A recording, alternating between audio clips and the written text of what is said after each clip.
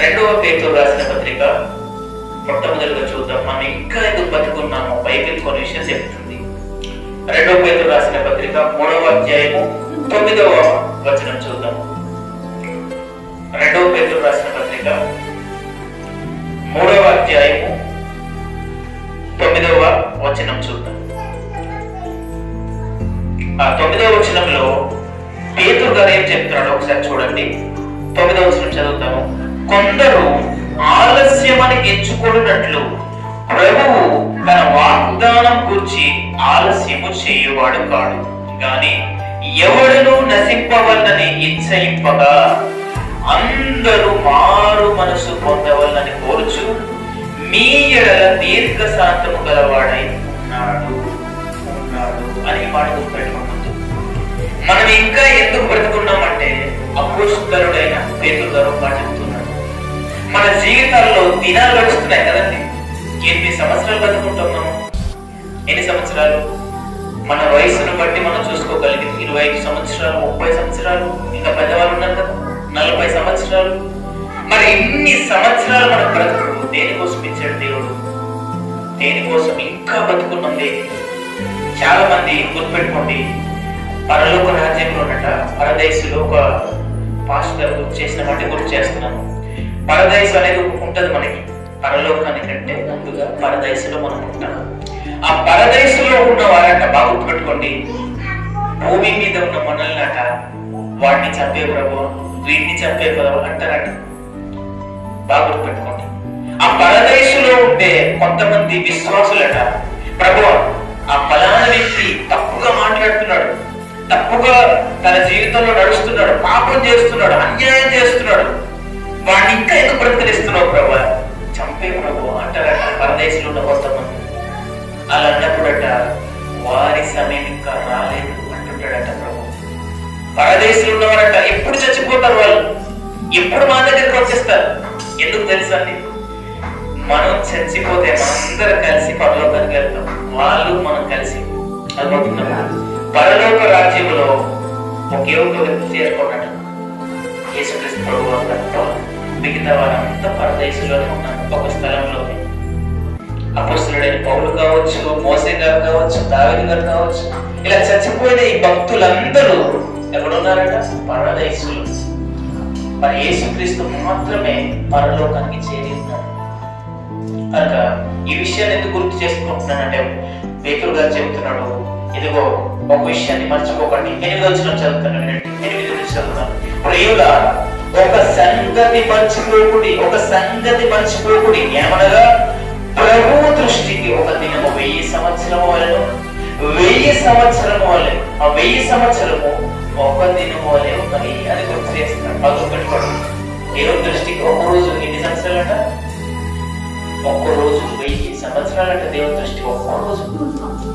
మనకి 1000 సంవత్సరాలు అవ్వాలంటే 8 రోజులు బతకాలి కదా, 8 రోజులు. కానీ దేవునికి ఒక్క రోజు చాలట, అదే 1000 సంవత్సరాలంట. అంటే గుర్తుపెట్టుకోండి, మనం పాపం చేస్తున్న ప్రతిసారి, మనం పొరపాటు చేస్తున్న ప్రతిసారి దేవుడు ఏమని చెప్తాడు తెలుసా? ఈ మాటను బట్టి అనుకుంటున్నాను, ఒక్క రోజు అవకాశం ఇద్దామని అనుకుని చూస్తున్నాడు. ఒక సంవత్సరం, ఒక రోజు అంటే 1000 సంవత్సరాలు. అలాగా బాగా పెట్టుకోండి. మనం 1000 సంవత్సరాలు అంటే ఇప్పుడు 2000 సంవత్సరాలు ఉన్నాం కదా సార్, 2000 సంవత్సరాలు అంటే 1000 సంవత్సరాల ముందు మనల్ని ఒకసారి దేవుడు క్షమించాడట. ఆ తర్వాత 2000 సంవత్సరాలు వచ్చేసరికి మరొకసారి దేవుడు క్షమించాడు. మరొకసారి అంటే మరొక రోజు క్షమించాడు, అంటే 2 రోజులు క్షమించాడు అంతే. అర్థమవుతుందా? మనం అనుకుంటుంటాం మాలాగే అన్ని రోజులేమో దేవుడు, ఆయన దృష్టి కట్ట ఒక రోజు 1000 సంవత్సరాలు లాంటివి. అందుకే నేను ఉంటే అమ్మా మాట్లాడుకోండి, గుర్తుపెట్టుకోండి, బాగా గుర్తుపెట్టుకోండి, మర్చిపోకూడదు ఈ మాట. 1000 సంవత్సరాలు ఒక్క దినం అంటే ఒక్క ఆదివారం చర్చి వదిలేస్తే ఎన్ని రోజులు వదిలేసాడు చెప్పాలి? ఎన్ని రోజులు వదిలేసాడు? 1000 రోజులు ఆబ్సెంట్ అయిపోయాడు. జాగ్రత్త పెట్టుకోండి. అంటే ఒక రోజు సంఘానికి రాకపోతే, ఒక రోజు ఆరాధనకి రాకపోతే ఎన్ని రోజులు మానేసినట్టు? 1000 రోజులు మానేసినట్టు. మన 1000 రోజులు 6 మన మీద వేస్తే మనం బతుకుతాము, చచ్చిపోతాం. నిజం నిజంగా బాగా గుర్తుపెట్టుకోండి. మొట్టమొదటి గుర్తు చేస్తున్నాను, మనం ఇంకా బ్రతికి ఉన్నామంటే ఎందుకోసం బ్రతికి ఉన్నామని తెలుసండి. ఇంకా చాలా మంది అంటే ఇలా పొరపాటు చేస్తున్నారట, తప్పులు చేస్తున్నారట, అన్యాయంగా బ్రతుకుతున్నారట. అనేక మంది మందు తాగుతున్నారు, సిగరెట్ తాగుతున్నాడు, ఇంకా మద్యానికి, తర్వాత పాపానికి, జారత్వానికి ఎన్ని లొంగిపోతున్నాం అనుకోవచ్చు మనం కదండి. వాళ్ళు చచ్చిపోతారు, వాళ్ళని దేవుడు చంపేస్తారు అనుకుంటారు. అది కాదు, దేవుడు చంపడాలి. ఎందుకు చంపడం? ఒకసారి కింద చూడండి, ఒకసారి బి భాగం 9వ వచనం చదువుదాం. కొందరు ఆలస్యమని ఎంచుకున్నట్లు ప్రభు తన వాగ్దానంను గురించి ఆలస్యం చేయవాడు కాడు, కానీ ఎవరు నశింపవాలని ఇచ్చయింపగా. చదువుకోండి. మనం ఏమంటాం? నేను ఒక్కడైతే ప్రభు చాలు, అందరూ ఏమైపోతే మనకు సంబంధం లేదంటాం. దేవుడు మనసు అలాంటి కాదు. దేవుడి మనస్సు ఎలాంటిదంటే అందరూ మారు మనసు పొందాలని మనకి ఇంకా బ్రతికించాడంట. అర్థమవుతున్నామా? మనం ఇంకా బ్రతికున్నామంటే బాగా పెట్టుకోండి, మారు మనస్సు పొందాలి అని బ్రతికించి ఉంటాడట. ముందుగా బాగా పెట్టుకోండి, మారు మనస్సు పొందాలట. కింద వచ్చిన చెప్తున్నాడు, గుర్తుపెట్టుకోండి. ఎవరు నశించకూడదు, అందరూ మారు మనసు పొందవాలని కోరుచు మీ ఎడల దీర్ఘశాంతము గలవాడై ఉన్నాడు. దీర్ఘశాంతం అనే మాట అర్థం. దీర్ఘశాంతం అంటే దయ చూపిస్తున్నాడు. మనం కొడుకోసారి కదండి, చిన్నపిల్లలు ఏమంటాం? ఒక తప్పు చేసాడు అనుకోండి, ఫోన్లే తెలిసింది చేసాడు. రెండో తప్పు చేసి అది క్షమించే అంటే ఈ మాట ఎలా చెప్పగలం మనం? అవతల మన కొడుకుని కానీ కూతుర్ని కానీ ప్రేమిస్తే తప్ప ఈ మాట చెప్పం, అంతే కదా. ప్రేమిస్తున్న వాళ్ళని నిజంగానే వాళ్ళకి అలాగే అవ్వదంట. వాళ్ళే బాధ కదండి అలా జరగడం అంటాం కదండి. యేసుక్రీస్తు ప్రభువు వారి యొక్క మనసు కూడా చూడండి, అందరూ అంతటా మారు మనసు పొందవాలని దేవుడు ఏం చేశాడంట? దీర్ఘశాంతం గలవాడై ఉన్నాడంట. దీర్ఘశాంతం గలవాడే అంటే మనల్ని చంపకుండా ఇంకా బతికొంచుతున్నాడు.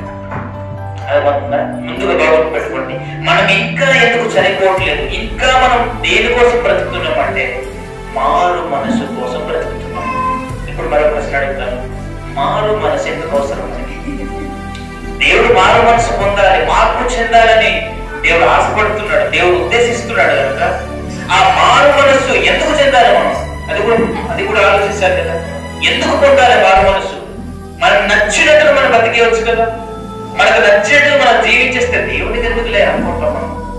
కానీ మనం ఎందుకు మారు మనసు పొందాలో ఒకసారి యాకోబు గ్రంథంలో మాట చెప్తున్నాడు. యాకోబు రాసిన పత్రిక 4వ అధ్యాయం 14వ వచనం చూడండి. యాకోబు రాసిన పత్రిక 4వ అధ్యాయం 14వ వచనం ఒకసారి చూడండి. అర్థమవుతుందా? జరపండి. 4వ అధ్యాయము 14వ మాట. ఓకే, చదువుతారు, వినండి.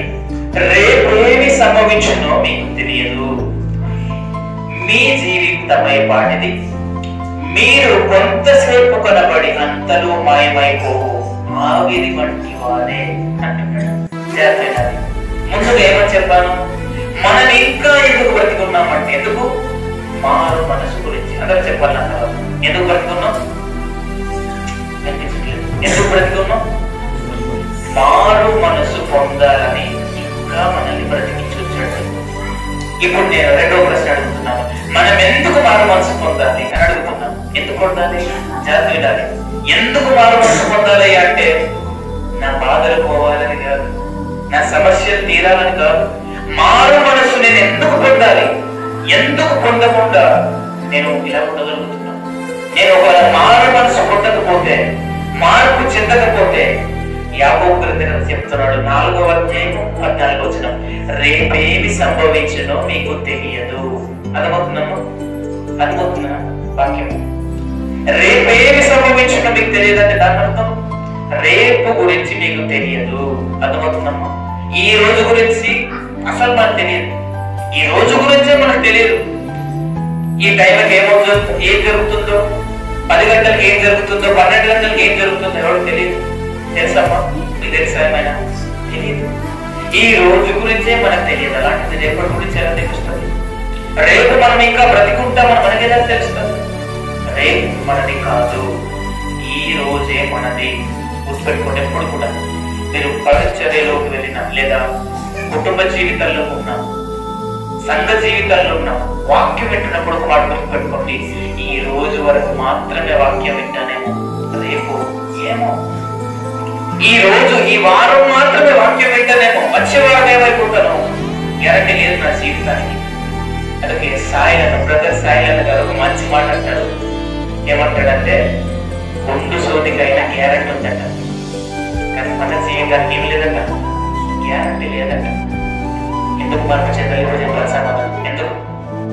రేపేమి సంభవించడం మనకు తెలియదు కనుక. మనము మన జీవితం ఏ పాటిదంటే గుర్తుపెట్టుకోండి, మీ జీవితం ఏ పాటిది, మీరు కొంతసేపే కనబడి అంతలోనే మాయమైపోయే ఆవిరి వంటి వారే కదా అంటున్నాడు. అమ్మా, వంట చేస్తారు, మీరు కప్పు ఉంచుతారు కదా, బాగా తొందరగా అన్నం వండేయాలంటే ఏం చేయాలి? మూత పెట్టాలి. ఆ మూత పెట్టినప్పుడు ఆ మూత తీసేస్తారు కదా, మూత తీసేసిన తర్వాత పైన పొగలాగా లేస్తే చూసారా, ఏమంటారు? ఆవిరి. మన ఊరిబస్లో అది అలాంటిదంట మన జీవితం అంట. గుర్తుపెట్టుకోండి. ఎందుకు మనం మార్పు చెందాలి అంటే, రేపేం సంభవిస్తుందో మనకు తెలియదు కనుక మార్పు చెందాలంట. రెండవది, మన జీవితం అట, మీరే చెప్తున్నారు కదా, ఆవిరి వంటిదట. ఆ ఆవిరి ఎలా అయితే ఆ కప్పు తీసినప్పుడు వెంటనే జమ్మలైపోతూ బయటికి, అలాంటి జీవితం మన జీవితం అట. ఏ సమయంలో ఏమైపోతాం మనకు తెలియదు, ఏ సమయంలో ఏమైపోతాం మనకు తెలియదు. మొన్న చనిపోయిన ప్రవీణ్ పొగడల మాస్టర్ గారు మనందరి కోసం, మనందరి మంచి కోసం తెలుగు రాష్ట్రంలోనే మంచి బైబిల్ కళాశాల కడదామని స్థలం కొనేసాడట. కొన్ని వేల కోట్ల నుంచి స్థలమైతే కొనేసాడట, ఇంకా కట్టడం మొదలు పెట్టలేదు. ఆయన వస్తాడ ఆ స్థలం గురించి ఆలోచిస్తూ వస్తున్నాడట. ఇక్కడి నుంచి వెళ్తున్నాను కదా, ఖచ్చితంగా పునాది కట్టేయాలి అని ఆలోచిస్తూ వస్తున్నాడట ప్రవీణ్ పొగడల మాస్టర్ గారు. వస్తే ఏమైపోయాయంటే, దారిలోనే హఠాత్తుగా చనిపోయాడు. పట్టు ప్రయాణం చేస్తూ అనుకుంటాడు చనిపోతానని, అనుకుంటాడు. ఒకవేళ అనుకోని ఉంటే భూమి కొనాల్సింది కాదు, అనుకుంటుందా? అనుకోని ఉంటే బైబిల్ కళాశాల ఇక్కడ కట్టాలని, ఇంత పెద్దదట, చాలా పెద్దదట, అంత పెద్ద భూమి కొన్నాడట. భూమి కొన్న గుర్తుపెట్టుకోండి, తన ప్రాణానికి గ్యారెంటీ లేకపోయింది కనుక మన ప్రాణానికి కూడా గ్యారెంటీ ఉండదు. ఎప్పుడు మరణిస్తామో, ఎప్పుడు చనిపోతామో, ఎప్పుడు మన ఆవిరి, మన ఊపిరి, మన ప్రాణం, మన ఆత్మ ఇక్కడ నుంచి విడిచేసిపోతూ మనకు తెలియదు. అందుకోసమే మనం మార్పు చెందాలి. ఎందుకు మార్పు చెందాలట? మన జీవితంలో మనం బ్రతికి నేడు అనే ఒక దినం ఉండగానే ఒక మాట చెప్తున్నాడు, మీరు దేవుని గురించి, మీ గురించి ఆలోచన చేయండి అని దేవుడు చెప్తుంది. కనుక మళ్ళీ అడుగుతున్నాను, ఇంకా ఎందుకు బతుకున్నామట? మారు మనసు చెందడానికి బతికి ఉన్నాం. మారు మనసు ఎందుకు చెందాలి అంటే, రెండవది చెప్పాను, రేపేం సంభవిస్తుందో మనకు తెలియదు. రేపు వచ్చేవారు మనం ఉంటామో లేదో తెలియదు మనకి. కనుక ఈ రోజు అన్నదే మనది, రేపు అన్నది మనది కాదు. అది దేవుడి లెక్కలో ఉంది, మన లెక్కలో లేదు. అందుకే ఒక మాట అంటాడు, మీరు ఈ రోజు గురించి చింతించండి, ఈ రోజు ఎలా బ్రతకాలో ఆలోచన చేయండి అని మత్తయి సువార్తలో చెప్తుంటాడు 7వ అధ్యాయం చివరి వచనంలో. మీరు రేపటి గురించి చింతించినప్పుడు ఏ దినాన్న ఏమి సంభవించినో తెలియదు నీకు. అందుకే ఈ రోజు గురించి ఏడవండి, ఈ రోజు నువ్వు ఎలా ఉన్నావు అని ఆలోచన చేయి. కనుక ఈ ఉదయకాల సభ ఆరాధనలు కూడా వచ్చి మీ అందరూ ఒకటి అడుగుతున్నాను, ఈ రోజు ఎలా ఉన్నాము అది ప్రశ్న వేసుకోవాలి. ఏ విషయాల్లో తప్పిపోయి ఉన్నామో అది ఆలోచన చేయాలి. ఈ రోజు చాలా ప్రాముఖ్యమైనది. ఈ రోజే దేవుడు రాక రావచ్చు, లేదా ఈ రోజే మన ప్రాణం పోవచ్చు. ఈ రోజులో నేను ఎలా ఉన్నాను?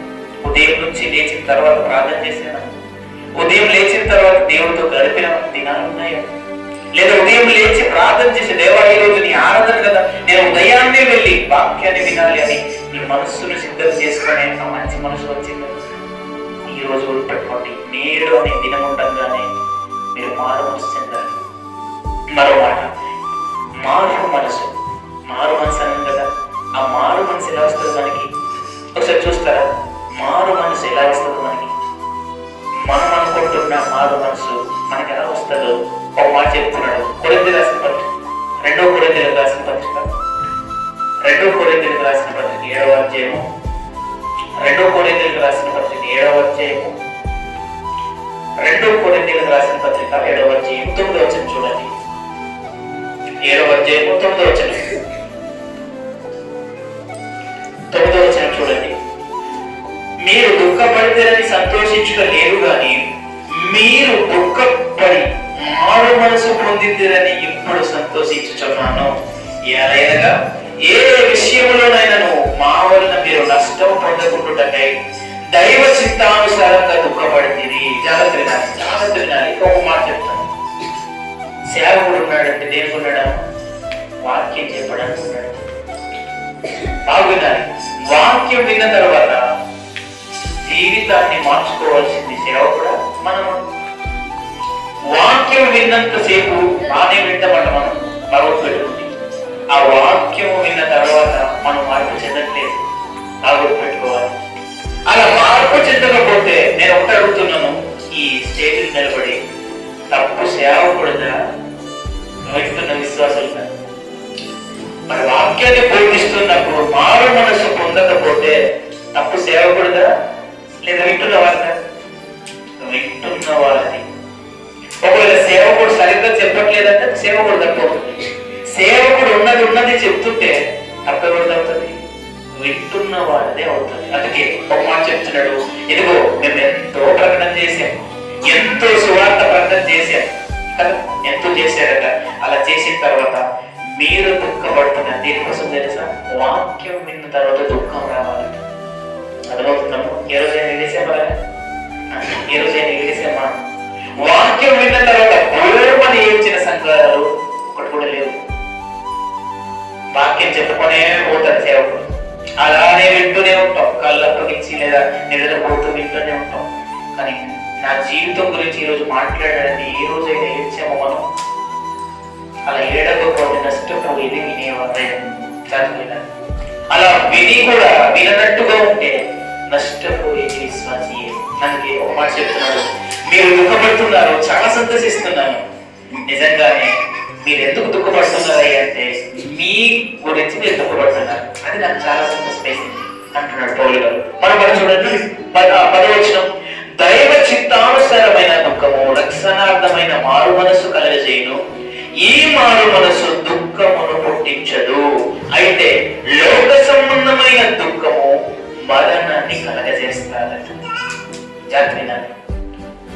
ఇక్కడ 2 దుఃఖాలు ఉన్నాయి. మొదటిది దైవ చిత్తానుసారమైన దుఃఖం, రెండో దుఃఖం లోకానుసారమైన దుఃఖం. ఈ లోకానుసారమైన దుఃఖము ఏమి తిందుమో, ఏమి ధరించుకుందామో, ఏమి కట్టుకుందామో, ఎలా ఉందామో, ఏమి సంపాదించుకుందామో, అదే లోకానుసారమైన దుఃఖం. దాని గురించి ఏడవడం కంటే దైవ చిత్తానుసారంగా దుఃఖపడడం మారు మనసు కలిగి చేస్తుంది. ముందుగా మళ్ళీ చెప్తున్నాను, మనం ఇంకా ఎందుకు బతుకున్నాము? మారు మనసు పొందడానికి బతుకున్నాం. మారు మనసు ఎందుకు పొందాలి? రేపే మనది కాదు, ఈ రోజు మనది కనుక మారు మనసు పొందాలి. ఆ మారు మనసు అనేది మనలోకి రావాలి అంటే ఏముండాలి? దైవ చిత్తానుసారమైన దుఃఖం ఉండాలి. ఆ దైవ చిత్తానుసారమైన దుఃఖం అందరికి రాదు, కొందరికి వస్తుంది. ఎవరికో తెలుసమ్మా? ఎవరైతే వాక్యం విన్న తర్వాత ఇది నాది, నా జీవితం గురించి, నేను బాగుపడడం గురించి, నా బాగుపడే సేవకుడు తిట్టాడు లేదా దేవుడు తిట్టాడని దేవుడు చెప్పాడని ఎవరైతే గ్రహించుకొని వారి జీవితంలో ఏడుస్తారట. అర్థమవుతుందమ్మా? బయట ఏడవకపోవచ్చు, హృదయంలో ఏడుస్తారట.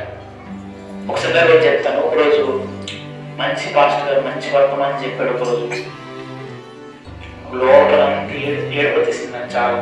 ఆ మాటలు విన్న తర్వాత హృదయంలో చాలా ఏడుపు వచ్చేసింది. ఆ హృదయంలో ఏడుపు కనీసం పైకి రాదేమనుకున్నాను, అన్నిళ్ళ రూపంలో బయట వచ్చేసింది. వాక్యం విన్న తర్వాత ఎందుకయ్యా ఈ విషయం చెప్తున్నాను గుర్తుపెట్టుకోండి.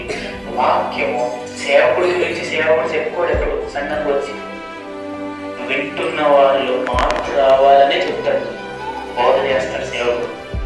కనుక మళ్ళీ అడుగుతున్నాను, బోధ దేవుడు మనకి చేసినప్పుడు నాకు కాదులే మనకు కాదులే అని ఏడవకుండా సరి చేసుకోకుండా ఉంటే అది నిజమైన మారు మనసు. కనుక మళ్ళీ గుర్తు చేస్తున్నాను, ఇంకా బ్రతుకున్నామంటే మార్పు చెందడానికి. అందుకే చివరిగా మళ్ళీ చెప్తాను ఈ మాటలు, ఈ మారు మనసు గురించి ముగించేసుకుందాం. మారు మనస్సు అనేది గుర్తుపెట్టుకోండి, విషయంలో తప్పిపోయామో మన మనసుకు మనకే తెలుస్తుంది. నా మనసుకి నాకే, నీ మనసు నీకే తెలుస్తుంది. ఏ విషయంలో తప్పిపోతున్నాం గుర్తుపెట్టుకోండి. వాక్యం వినేటప్పుడు మంచి లక్షణం పెట్టుకోండి. ఈ రోజు మాత్రమే నేను వింటాను, రేపు వింటానో లేదో తెలియదు. ఈ రోజు మాత్రమే నన్ను గద్దించాడు దేవుడు, రేపు గద్దిస్తాడో లేదో నాకు తెలియదు. ఎందుకు తెలియదు తెలుసా? మనది కాదు ఈ జీవితం, దేవుడు ఇచ్చింది మన జీవితం.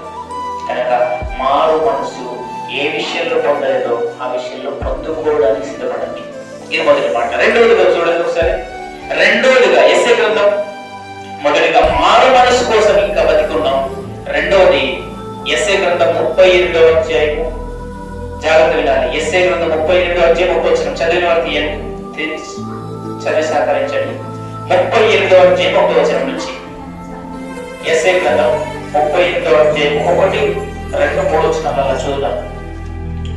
ఏమని చెప్తున్నాడో ఈ యెషయా గ్రంథకర్త కూడా చూడండి. ఎందుకు ఇంకా బతికున్నామంటే 38వ అధ్యాయం యెషయా గ్రంథం 1వ వచనం నుంచి కొన్ని వార్తలు చూద్దాం, చదువుకుందాం. ఆ దినములలో హిజ్కియాకు మరణకరమైన రోగము కలగగా ప్రవక్తయు ఆమోజు కుమారుడైన యెషయా అతని యొద్దకు వచ్చి, నీవు మరణమవుతున్నావు, బ్రతుకోవు గనుక నీకు నీ ఇల్లును చక్కబెట్టుకొనుమని యెహోవా సెలవిచ్చుచున్నాడని చెప్పగా, అతడు తన ముఖమును గోడనట్టు త్రిప్పుకొని, యెహోవా యథార్థ హృదయుడనై సత్యముతో నీ సన్నిధికి నేను ఎట్లు నడుచుకుంటును, నీ దృష్టికి అనుకూలముగా సమస్తమును నెట్లు జరిగించుటను కృపతో జ్ఞాపకము చేసుకొనుమని హిజ్కియా కన్నీరు విడుచుచు యెహోవాను ప్రార్థింపగా. అర్థమవుతుంది. జాగ్రత్త వినాలి.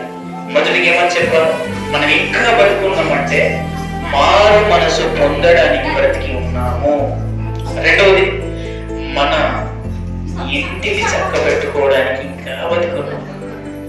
ఒక సామెత మనమే పెద్దలంటారు తెలుసా? ఒక పాట కూడా ఉంది, దీపం ఉండగానే ఇల్లును చక్క పెట్టుకోవాలట. దీపం ఉండగానే ఇల్లు చక్క పెట్టుకోవాలట. ఈ జీవితం ఉండగానే, ఈ బ్రతుకున్నంగానే, ఈ జీవితం ఇలా బ్రతుకుతున్నప్పుడే మార్పు చెందాలట. అనుకుంటున్నామా? మన జీవితంలో బాగా పెట్టుకోండి. ఎలాంటి రోగాలు అయితే వస్తాయో హిజ్కియాకు అటువంటి రోగం వచ్చింది. భయంకరమైన రోగం అంటే హిజ్కియాకు వచ్చింది. ఆ భయంకరమైన రోగంలో ఒక ప్రవక్త చెప్తున్నాడు, నువ్వు చచ్చిపోతావు. ఎలా ఉంటుందో చెప్పండి. అసలే రోగంతో బాధపడుతున్నా ఎవరున్నాడు? హిజ్కియా గారు. అలాంటి సమయంలో ప్రవక్త ఏమని చెప్పాలి? నువ్వు బ్రతుకుతావని చెప్పాలి కదా. మరి ఏమంటున్నాడు తెలుసా? నువ్వు చచ్చిపోబోతున్నావు అంటున్నాడు.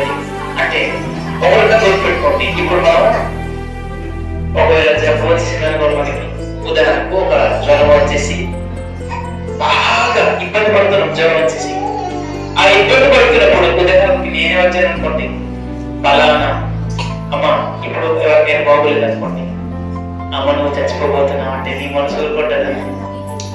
ఎంత బాధ కదా.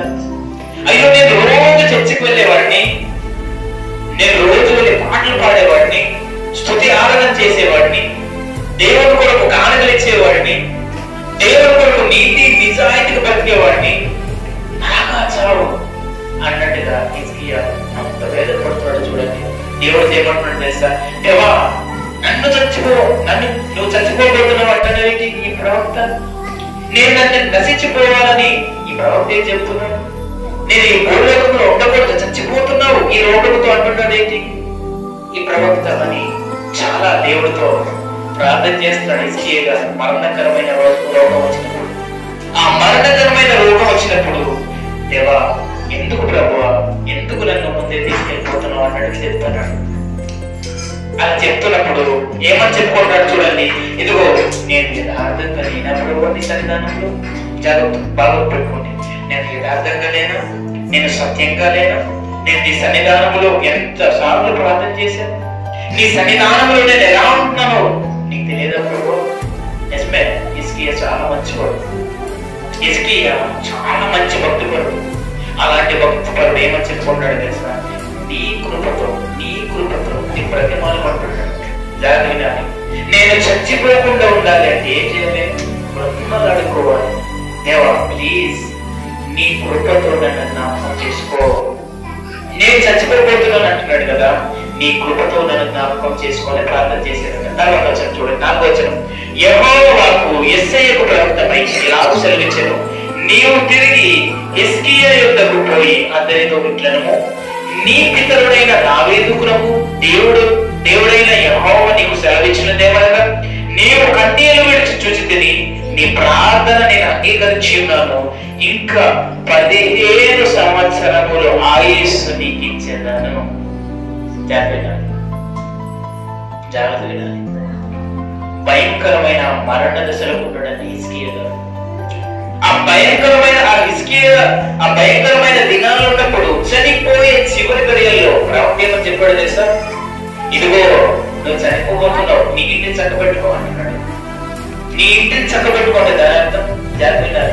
ఏ ఇల్లును ఆలోచించారంటే ఇంటిని చక్కబెట్టుకో అన్నాడు. అందుకే దీపం ఉండగానే ఇల్లు చక్కబెట్టుకోవాలంటే అక్కడ దీపం ఉందో లేదో, ఇక్కడ టీవీ ఉందో లేదో, అక్కడ బైక్ ఉందో లేదు, ఆ ఇల్లు ఫిక్స్ చేసుకోవడం కాదు. అర్థమవుతుందా? అంటే లోక సంబంధమైన గృహం గురించి మాట్లాడట్లేదు ఇక్కడ. నీ హృదయం అనే గృహం గురించి మాట్లాడుతున్నాడు. జాగ్రత్త వినాలి. ఏమని చెప్తాడంటే, ఇదిగో అక్కడ దీపాలను చూడండి, నీవు నీ ఇల్లు చక్క పెట్టుకోమని యెహోవా సెలవిచ్చుచున్నాడని చెప్తున్నాడు. ఏమంట? ఇల్లు చక్క పెట్టుకో అంటున్నాడు. దాని అర్థం నీ భక్తి సరిగ్గా ఉండాలి. బాగా పెట్టుకోండి. నీ నడవడిక ఎలా ఉందో సరి చేసుకో. నీ బ్రతుకు జీవితం ఎలా ఉందో సరి చేసుకో. నీ మాట తీరు ఎలా ఉందో సరి చేసుకో. నీ జీవిత విధానంలో నువ్వు ఎలా బ్రతికేవో అన్ని ఆలోచించి నువ్వు ఎలా ఉన్నావో సరి చేసుకో. సరి చేసుకోని అవకాశం ఇస్తున్నాడు. ఆ అవకాశమే ఈ చిత్త జీవన అవకాశం. బాగా పెట్టుకోండి.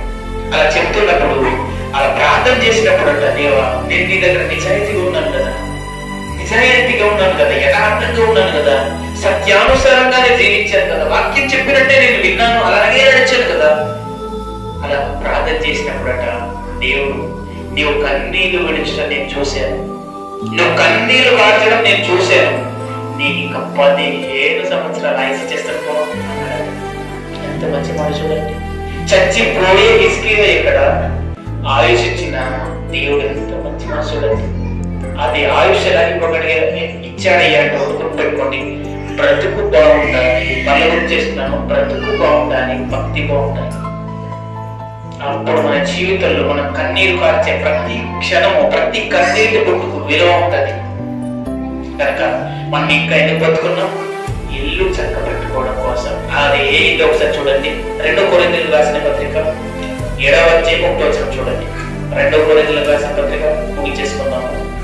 2 కొరింథీయులకు రాసిన పత్రిక 7వ అధ్యాయం 1వ వచనం చూడండి. నాకు నిద్ర వస్తుందన్న వారు లేచి చాలా సంతోషిస్తాను.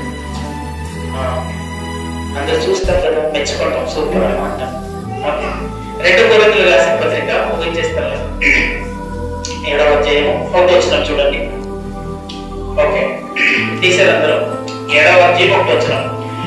ప్రియులారా, మనకు ఈ వాగ్దానములు ఉన్నవి కనుక దేవుని భయముతో పరిశుద్ధతను సంపూర్తి చేసుకొనుచు శరీరమునకును ఆత్మకును కలిగిన సమస్త కల్మషము నుండి మనలను పవిత్రులుగా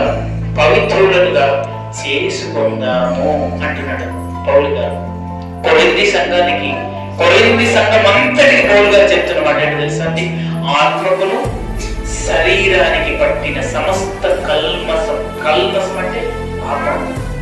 నా జీవితంలో గుర్తుపెట్టుకోండి, ప్రతిది పాపం. మనం అతిక్రమం పాపమే, తర్వాత వ్యభిచారం పాపమే, అబద్ధం పాపమే, చెడు మాటలు పాపమే, మోసం చేయడం పాపమే, యథార్థంగా బ్రతకపోవడం కూడా పాపమే, భక్తి చేస్తూ వేరే భక్తిలో వెళ్ళడం కూడా పాపమే. అంటే భక్తి చేస్తూ విగ్రహారాధన చేయడం కూడా అయితే పాపమే. అది మన జీవితంలో మీకు ఒకటే చెప్తున్నాను, నువ్వు ఈ పాపం చేసావని నేను చెప్పలేదు, తెలియదు నాకు. కనుక మీ జీవితంలో మీరు ఎలాంటి మిస్టేక్స్, ఎలాంటి తప్పులు చేస్తున్నారో మీకు తెలుసు. మీ మనస్సాక్షి చెప్తాది కూడా. ఆ చెప్పినప్పుడు బాగా పెట్టుకోండి, మిమ్మల్ని ఆత్మకును శరీరానికి రెండు రకాలుగా ఆత్మీయంగా పాపం చేస్తాం, శారీరకంగా పాపం చేస్తాం. శారీరకంగా పాపం చేసేది బద్ధ రూపంలో కనబడుతుంది, ఆత్మీయంగా తప్పు చేసేది భక్తిలో కనబడుతుంది. గుర్తుపెట్టుకోండి, ఆత్మీయంగా నువ్వు తప్పు చేస్తే దేవుడు చూస్తాడు, ఈ భక్తిలో అని ఏమంటారు రివర్స్ వచ్చి దెబ్బ కొడుతుంది. కనుక జాగ్రత్త. నా జీవితంలో మళ్ళీ ఎందుకు ఇంకా బ్రతికి ఉంచాడయ్యా నేను ఇల్లు చక్కబెట్టుకోవడానికి. ఆ ఇల్లు ఏ ఇల్లు? హృదయం అనే మన ఇల్లు చక్కబెట్టుకోవడానికి దేవుడు కోసం చేయడం. కనుక అది కాదు ఇదే కాదు, నేను ఉండలేను అలా ఉండలేనంటే మనం ఎలాంటి భయంకరమైన పరిస్థితులు పోతాం మనందరికీ తెలుసు. కనుక ఒకటి గుర్తుపెట్టుకోండి, మనం సిద్ధపడాలి దేనికోసం? దేవుడు కూడా మనం సిద్ధపడాలి, మనం అనేకులను సిద్ధపరచాలి. ఇది దేవుడి యొక్క బైబిల్ యొక్క నినాదం. మనం సిద్ధపడాలట, మన చుట్టూ అనేకుల్ని సిద్ధం చేయాలి. మన చుట్టూ ఎంతో మంది మారు మనసు లేని వారు ఉన్నారు. మనం మారు మనసు చెందితేనే ఎదుటివాడు మారు మనసు చెందగలడు. మనల్ని చూసైనా వాక్యాన్ని వినైనా ఏదో రకంగానే. కాబట్టి నీ నా జీవితంలో గుర్తుపెట్టుకోండి, మనందరి జీవితంలో ఇవన్నీ జరగాలి అంటే ఏముండాలి? వాక్యం వాక్యం బాగా వినాలి. మరోపాటు చూసి ముగించేసుకుందాం. మొదటి పేతురు రాసిన పత్రిక 4వ అధ్యాయము. మొదటి పేతురు రాసిన పత్రిక 4వ అధ్యాయము ఒకసారి చూడండి. మొదటి పేతురు రాసిన పత్రిక 4వ అధ్యాయము. మొదటి పేతురు రాసిన పత్రిక 4వ అధ్యాయము 2వ వచనం నుంచి చదువుతాం వినండి. శరీర విషయంలో నువ్వు శ్రమపడే వారు శరీరమందు జీవించు మిగిలిన కాలం ఇక మీదట మనుజాసలను అనుసరించి నడుచుకొనక దేవుని ఇష్టానుసారంగా నడుచుకున్నట్లు పాపము జోలికి ఇక నేమియూ లేక యుండును. మనము పోకిరి చేష్టలు, దురాశలు, మద్యపానము, అల్లరితో కూడిన ఆటపాటలు, త్రాగుబోతుల విందులు, చేయదగని విగ్రహ పూజలు మొదలైన వాటి యందు నడుచుకొనుచు అన్యజనుల ఇష్టము నెరవేర్చుచుటకు గతించిన కాలమే చాలు అంటున్నాడు. గుర్తుపెట్టుకోండి, గడిచిన కాలమే చాలు. విగ్రహాలకు పూజించే వాళ్ళం, విగ్రహాలకు పెట్టినవి తినేటి వాళ్ళం, విగ్రహాలే దేవుళ్ళని బ్రతికేవాటి వాళ్ళం. అది చాలు. గతంలో మనం మద్యం తాగేవాళ్ళం, గతంలో మనం ఇతరుల జోలికి పోయేవాళ్ళం, గతంలో మనకి ఇష్టం వచ్చినట్టు ఎవరిని పడితే వాళ్ళని కొట్టేవాళ్ళం, ఎక్కడ పడితే అక్కడ తిరిగేటి వాళ్ళం, భయంకరమైన పాపములు, భయంకరమైన అల్లరితో ఇవన్నీ సంబంధాలు కలిగి ఉంటే ఇంకా ఎవరిని సంతోషపెడుతున్నామట? అన్యజనుల్ని సంతోషపెడతామట, దేవుణ్ణి సంతోషపెట్టామట. అది చాలు, ఇక చాలు అంటున్నాడు ఈ పేతురు గతంతా. ఇక చాలండి, అవన్నీ ఆపేయండి. కొన్నిసార్లు కదండి ముగించేస్తాను. ఇక కొన్నిసార్లు చెప్పిన మాటే చెప్పి పదే అదే గుర్తు చేసేయడం కొనేమంటాం. ఇక చాలు నాకు తెలుసు అంటాం. మనం చాలు చెప్పొద్దు ఇంకా అంటాం కదా. అలాగే బైబిల్లో కూడా చేసిన పనే చేసిన తప్పే చేసిందే మళ్ళీ భయంకరమైన పాపం లాగా చేసేస్తే చాలా బాబు నాపే అంటున్నాడు దేవుడు. కనుక మనము ఎందుకు బ్రతికున్నామంటే, ఇంకా బ్రతికున్నామంటే మొదటిగా మారు మనసు చెందడానికి, రెండవదిగా మన ఇల్లు చక్కబెట్టుకోవడానికి, మూడవదిగా జీవనం చూద్దాం. ఈ 2 విషయాలు చాలు. కనుక మనం ఎలాంటి మనసు కలిగి ఉన్నాము? మారు మనసా, లోకానుసారమైన మనసు? ఆలోచన చేయండి. రెండవదిగా హృదయం అనే ఇల్లును చక్కబెట్టే వారిగా ఉన్నామా లేదా? ఈ హృదయం గురించి కూడా చాలా సబ్జెక్ట్ ఉంది, అది కూడా రాబోయే రోజుల్లో నేర్చుకుందాం. కనుక మన ఇల్లు చక్కబెట్టుకుందాం, మనం మారు మనసు చెందుదాం. అందుకే ఇంకా బతుకున్నాం. అది కాదు ఇది కాదు అనుకుంటే మాత్రం మనల్ని మనమే నష్టపరుచుకుంటాం. కనుక అలా ఉండవద్దు. ఇంకా మనం బ్రతుకు ఎందుకున్నామో ఆలోచన చేయండి. ఆలోచన చేసే మనస్సు దేవుడు మనందరూ దయచేయండి కాక. ప్రార్థన చేసుకుందాం. ప్రేమల తండ్రి, కృపల దేవ, జీవగల నాయన, సజీవుడైన మా దేవ పరక్షక, నిజమే ప్రభువా, మేము ఈ భూలోకంలో మేము ఇంకా బతికున్నామంటే మారు మనసు చెందడానికి తండ్రి. మేము ఎందుకు మారు మనసు చెందాలంటే మా జీవితం ఆవిరి పట్టింది నాయన. ఎప్పుడు మేము చచ్చిపోతామో తెలియదు, ఎప్పుడు ఏ రూపంలో మరణం వచ్చి మమ్మల్ని మెరిగేస్తుందో మాకు తెలియదు. కనుక ఇవన్నీ ఆలోచన చేసుకుంటే మేము మారు మనసు పొందాలి ప్రభు. మేము మారు మనసు పొందాలి అంటే నీ గురించి ఆలోచిస్తేనే ప్రభు మేము మారవచ్చుకోలేము. అనగా నేను పాపిని, అయ్యా నేను దుర్మార్గుడిని, నేను పలానా వ్యసనంలో ఉన్నాను, పలానా పాపంలో ఉన్నాను అని ఎవరైతే ఏడుస్తారో అది దైవ చిత్తానుసారమైన దుఃఖం ప్రభు. వారిని గురించి, నా గురించి నేను, వారి గురించి, ఎవరి గురించి వారు ఏడవడమే దైవ చిత్తానుసారమైన దుఃఖం. నాకు ఇది కావాలి, నాకు అది ఉండాలి, నాకు అది లేదే అని ఏడవడం అది లోకానుసారమైన దుఃఖం ప్రభు. అట్టింది మాకు దూరం చేయండి. అలాగే రెండవదిగా హిజ్కియా మరణకరమైన రోగం వచ్చినప్పుడు ప్రభు తన ఆయుష్ పెంచే ప్రభు 15 సంవత్సరాలు ఇంకా బతుకు అని మంచి అవకాశం ఇచ్చు. నిజమే, మా జీవితాలను మేము త్వరగా మేము ముగించుకుంటున్నామంటే మా పాపమే కారణం తండ్రి. మా మారు మనసు లేకపోతే మా కారణం తండ్రి. మా ఇంటిని, మా హృదయాన్ని మేము చక్కగా పెట్టుకోవడంలో నిర్లక్ష్యం ఉన్నాం కనుకే ప్రభు మేము త్వరగా చచ్చిపోతున్నాం ప్రభు, త్వరగా మరణించేలా ఉన్నాం ప్రభు. కనుక నాయన నీవే అయ్యా హిజ్కియా ఏ విధంగా ప్రభువా ప్లీజ్ మమ్మల్ని కొద్ది నిమిషాలు అయ్యా కొద్ది రోజులు బ్రతికించి ఈ భూమి మీద ఉంచు అని ఎలా అయితే ప్రశ్నలాడాడు ప్రభు, మేము కూడా అదే బ్రతిమలాడుతున్నాం తండ్రి. మా పాప దోషాలు అన్ని జ్ఞాపకం చేసుకుంటుంది, వాటిని అన్నిటిని విడిచిపెట్టే మనసు మాకు దయచేయండి నాయన. మనకు తల్లి నీ వాక్యం చదివిస్తుంది కదా, ఇక చాలు, ఇప్పటి వరకు చేసేది చాలు, ఇప్పటిదాకా నువ్వు అలా ఉంది చాలు, ఇప్పటిదాకా ఆ పాపంలో బ్రతుకుతుంది చాలు, ఇక దాని నుంచి బయటకు రాదు. దేవుడు కూడా జీవించడానికి ప్రయత్నించాలని వాక్యం చెప్తున్నాయి. మేము అటువంటి విధంగా ఉంటాము. ఈ వాక్యం అందరూ దీనిలో ఫలింప చేయమని యేసుక్రీస్తు నామమున వేడుకుంటున్నాం పరమ తండ్రి.